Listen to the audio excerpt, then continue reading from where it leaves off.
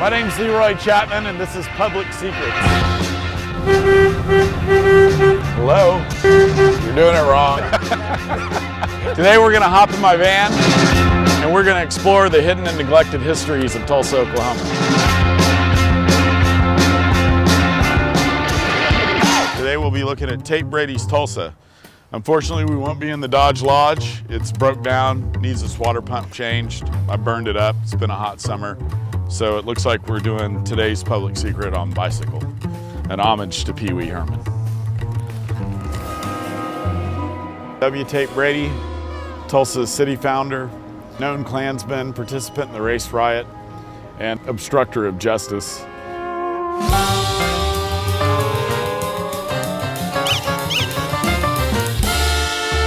Tate Brady was what they call an alderman, or a city founder of Tulsa. He was an entrepreneur. He was involved in the mining and in the oil business, and lots of real estate around town, including in the Greenwood area. We're here at the location of the Brady Hotel on North Main. This block right here would have been, Tate Brady's stomping ground. This whole area here, he built north of the tracks.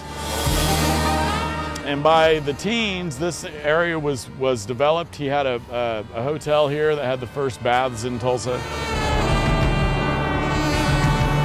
He was the son of a Confederate soldier, and that was part of his whole idea of what Tulsa should be. It would be a segregated, pro-South place to live. We're here just north of downtown, in front of Tate Brady's mansion that he built in 1920. It's a replica of Robert E. Lee, the Confederate general's home, Arlington. There was Confederate battle murals, the victories the Confederacy won. He would hold reenactment balls where they would all dress in period costume and relive the victories of the Old South.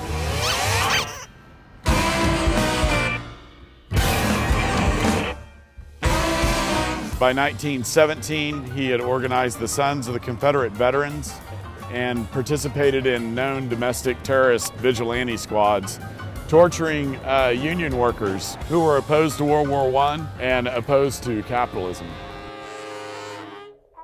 They were taken just north and west of town, and each member of the Wobblies is tied to a tree, whipped, and then tarred, and then feathered. And then they're ran out of town with gunshots being fired behind them. All 17 of them testified that the man that had applied the tar and feathers was Tate Brady.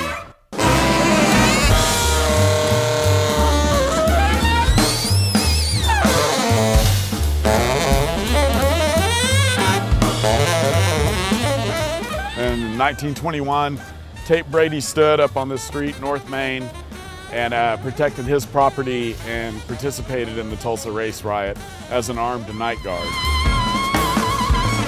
We're at Archer and North Boulder in front of the Brady Theater. This building was built in the late teens.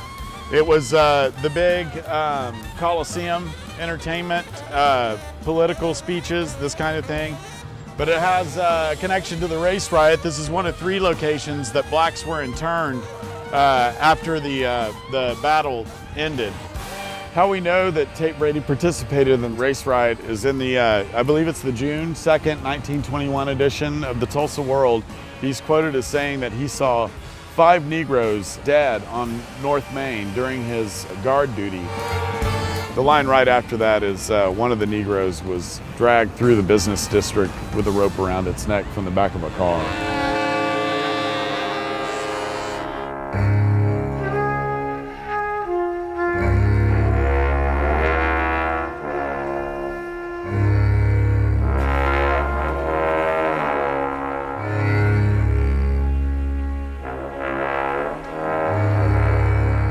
Just a little bit east of downtown Tulsa, we're at the grave of W. Tate Brady, who committed suicide on August 29th of 1925 in his mansion at 620 North Denver. Shot himself in the head, they say, because he was despondent over his son's death. His son had died in a car wreck previously that year.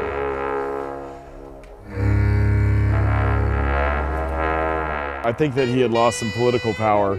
But it's interesting to note that him being buried here in Oaklawn Cemetery Oak Lawn Cemetery has been rumored for nearly 100 years to be the location of a mass grave. And the world's leading forensic anthropologist, Dr. Clyde Snow, confirmed that there is an anomaly right over here in what would be the northwest section of the cemetery that he wanted to dig because he believed that it is a mass grave attributed to the Tulsa race riot.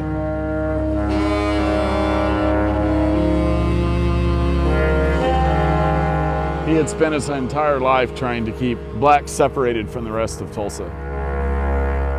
But he ends up in the same place as victims from the race riot.